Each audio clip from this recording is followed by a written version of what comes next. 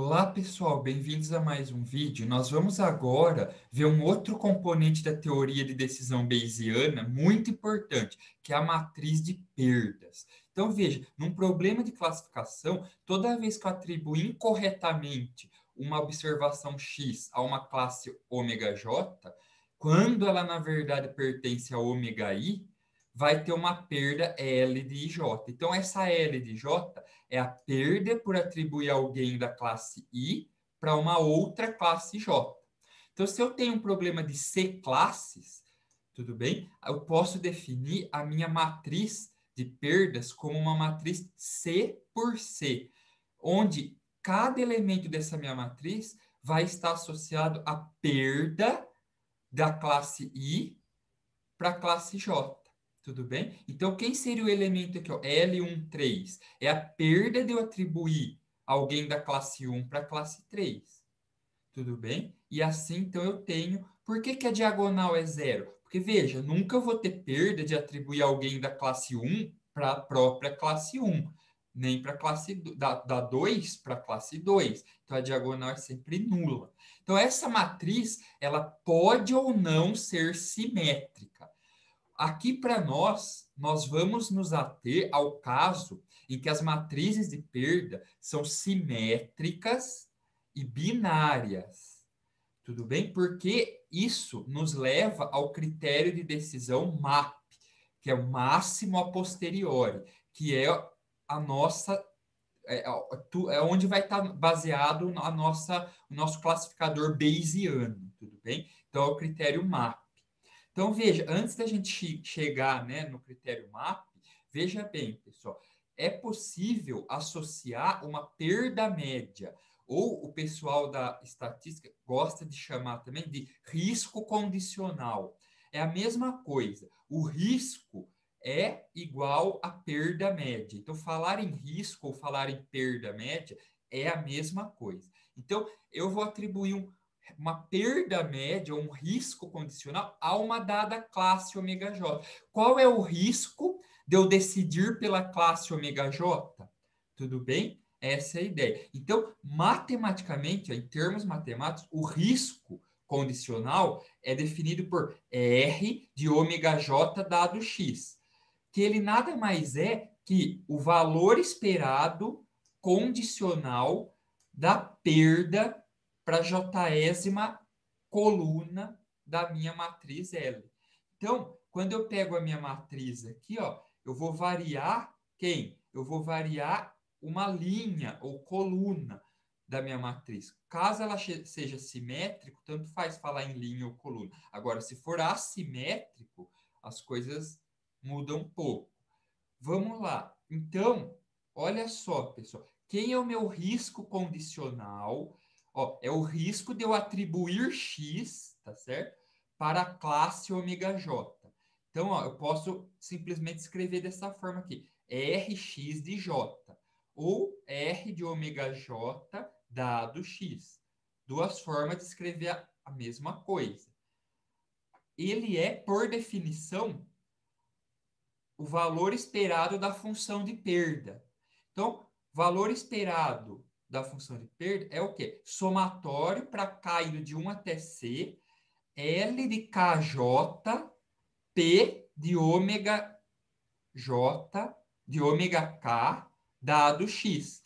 Porque isso aqui é a definição de valor esperado. Se vocês lembram lá da probabilidade, né? É o que? É o somatório de x, p de x. Aqui, quem é o meu x? É a perda, porque o risco é a perda média. Então, isso aqui é o valor esperado da função de perda. Ora, expandindo esse somatório aqui, ó, quando k vale 1, vai ficar L de 1J, P de ômega 1 da do X. Mais L de 2J, P de ômega 2 da do X. Mais, L de CJ, P de ômega C da do X. Então, a gente pode traduzir esse nosso risco condicional aqui, ó, para o quê? Olha lá, ó, o risco de eu atribuir a algum objeto X a classe ômega J, que é isso aqui, nada mais é do que o quê? Ele é igual ao quê? Olha lá, ó, é igual probabilidade de eu atribuir x à classe ômega 1 vezes a perda de eu atribuir algo que pertence a ômega 1 como a classe X. A classe X. Essa é a perda de eu atribuir algo que é da classe 1 para classe J. Tudo bem? Então, ó, é a perda de eu atribuir X para a classe 1, quer dizer, a probabilidade de eu atribuir algo para a classe 1, vezes a perda de eu atribuir algo que pertence à classe 1 à classe J. Mais, olha lá, probabilidade de eu atribuir algo à classe 2 vezes a probabilidade, a perda de eu atribuir algo que é da classe 2 para a classe J. Mais probabilidade de eu atribuir algo à classe C vezes a perda de eu atribuir algo que é da classe C para a classe J. Isso é o risco, é a perda média de eu associar alguém à classe ômega J. Tá vendo que ele leva em consideração todas as probabilidades e todas as perdas? Por isso que é uma média. Perda média. O risco é a perda média. Tudo bem? Só que a gente pode aplicar a regra de Bayes aqui, pessoal. Ó, essa probabilidade posterior aqui, ó, se eu aplicar a regra de Bayes aqui, o que, que vai ficar? Vai ficar lá, ó.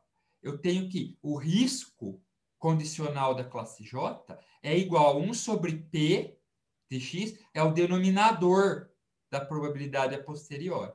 Então, ele não depende de ômega, então ele sai para fora. Somatório, caindo de 1 até C, do quê? Perda LKJ, só que agora, em vez de estar posterior, está o quê? A condicional vezes a priori. Tudo bem? Ora, como esse numerador aqui é constante para todas as classes, eu posso simplesmente vir aqui, ó, e apagar ele. Posso descartar. Então, o risco condicional fica só esse somatório aqui, ó. Tudo bem, pessoal?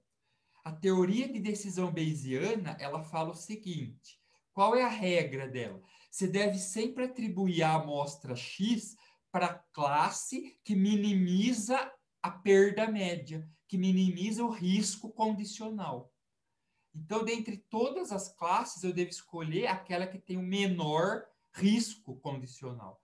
Então, em termos práticos, olha lá, X deve ser atribuído à classe ômega I se o risco da classe ômega I, o risco condicional de eu atribuir X para a classe ômega I, é menor que o risco de ômega J para todos os outros, para todas as outras classes. J diferente de I. Tudo bem? Agora, substituindo a equação do risco condicional, como a gente já viu aqui anteriormente, olha só. Então, o risco condicional da classe I é o quê? Soma para K indo de 1 até C, L de KI, P de X dado ômega K, P de ômega K, tem que ser menor que somatório para K indo de 1 até C, L de KJ, P de X dado ômega K, P de ômega K. Para todo J diferente de I. Tudo bem? Então, olha, o risco, quer dizer, essa teoria de decisão bayesiana fala, decida sempre pela classe de menor risco. Tudo bem?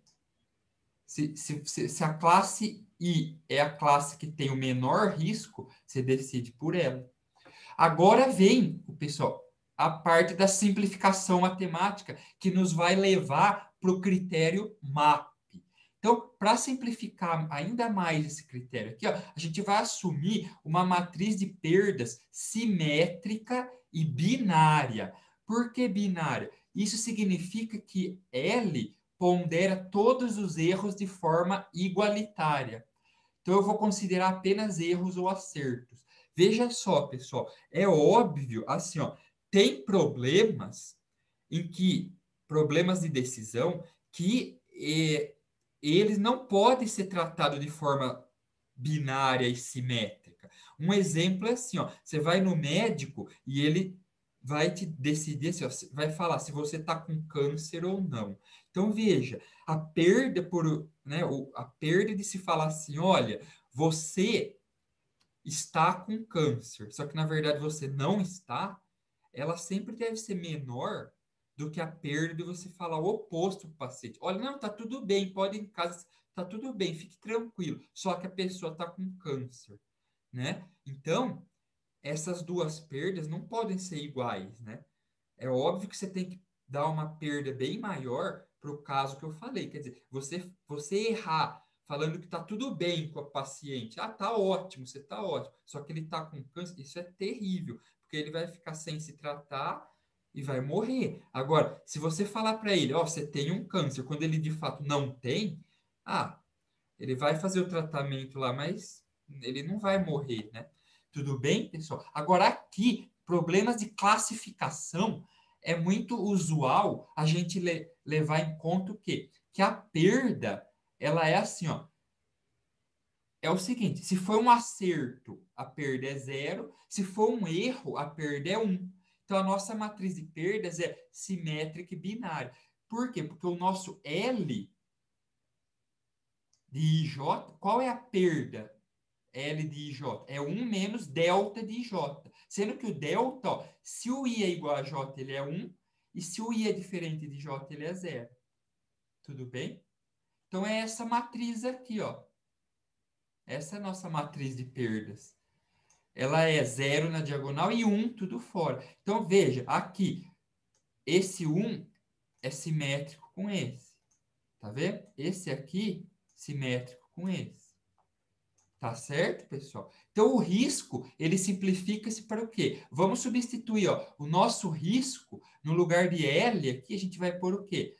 1 menos delta KI. Somatório, né? 1 menos delta KI. Fazendo a distributiva aqui, pessoal, ó, o que que a gente fica? A gente fica com, primeiro, um somatório que é P de X, quando eu multiplicar por 1 aqui. P de X ômega K, P de ômega K, menos o outro somatório quando eu multiplicar pelo delta. É somatório K indo de 1 até C, delta KI, P de X, dado ômega K, P de ômega K. Ora, veja bem, o que é esse primeiro termo aqui, ó? Da regra de Bayes, pessoal, da regra de Bayes, a gente sabe que P de x dado ômega, P de ômega k dado x, é isso aqui. É a condicional vezes a priori dividido por x. Tudo bem?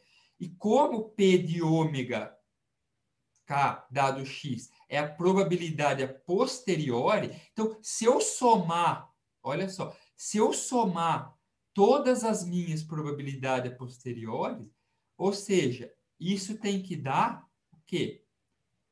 Tem que dar 1. Ou seja, ó, o somatório de todas as minhas posteriores, que é 1 sobre P, soma para todo K a condicional vezes a priori. Isso aqui a gente já viu lá em cima. A soma do numerador para todos os valores possíveis de classe é o quê? É o P de x. Então, P de x sobre P de x, isso dá 1, pessoal. Então, isso aqui tudo, ó, vai a 1. Tá certo, pessoal? Isso vai a 1. Certo? Então,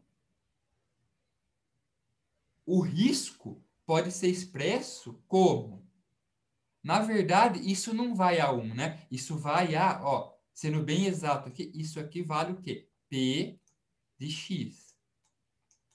Tá, pessoal? Porque aqui não tem o P de x, lembra? A gente cortou, não tem a constante normalizadora embaixo. Então, isso aqui tudo, ó, tudo bem? P de x é a soma das classes. Então, a soma do numerador para todos os valores de k possíveis, aqui para todas as classes, é P de x. Então, isso aqui, pessoal, simplifica para P de x, tá? Aqui, ó. Então, meu risco fica P de x menos o quê? Aquele segundo termo. Ora, pessoal, mas a nossa matriz de perda, como que ela é? Olha lá, ó. Ela é uma matriz de perda que é simétrica e binária. Quando, ó, quando que o delta de KI vai ser igual a 1? Quando K for igual a I. Então, só vai ser 1 aqui quando K for igual a I. Para todos os outros K desse somatório, some. Então, eu vou substituir todo esse somatório aqui por quê? P de x dado ômega I vezes P de ômega I. Tudo bem? Olha o que eu cheguei aqui. Ó. Tudo bem, pessoal? Porque esse segundo somatório aqui só vai ter termos não nulo quando K for igual a I. Tudo bem?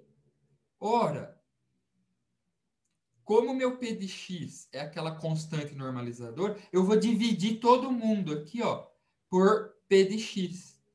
Então, vai ficar 1 menos P de x dado ômega I, P de ômega I, sobre P de x, que é a probabilidade a posteriori. Então, 1 menos a probabilidade a posteriori é o meu risco condicional. O meu risco condicional nada mais é que 1 menos a probabilidade posterior. Então, se eu quero minimizar o risco, como que eu faço para minimizar o risco, pessoal? Eu quero minimizar o risco, eu tenho que maximizar a probabilidade a posteriori. E é daí, então, que vem o nosso critério MAP. MAP vem de máximo a posteriori. Tudo bem? Que define a seguinte regra. Olha lá, ó. Eu devo atribuir X à classe ômega I, que fornece a maior probabilidade a posteriori. Ou seja, ó, a minha decisão ótima, o W estrela, é quem? É o argmax WI, P de ômega I dado X. É o WI que maximiza a probabilidade a posteriori. Quem é a posteriori? É P de X dado ômega I, P de ômega I. Aqui a gente está eliminando o numerador porque ele é uma constante, tudo bem? É igual para todas as classes. Então é a mesma coisa que eu dividisse todas as classes por 2, por 3, dividisse por um número lá qualquer. Tudo bem, pessoal? Então, ó, a decisão ótima é aquela que maximiza a probabilidade a posteriori, que é o produto da condicional com a priori. Tudo bem? Em termos práticos, pessoal, a gente faz o quê? Em termos práticos, em problemas de mais do que duas classes, eu tenho várias classes, eu faço como? Eu defino uma função discriminante para cada classe. Quem é a minha função discriminante da classe J? É nada mais, nada menos que a probabilidade a posteriori da classe J, que é o produto condicional priori. Tudo bem? Esse produto. E aí eu pego, pessoal, quem? A classe que tiver a maior função discriminante é a vencedora, então eu classifico X naquela classe. Por questões matemáticas, né?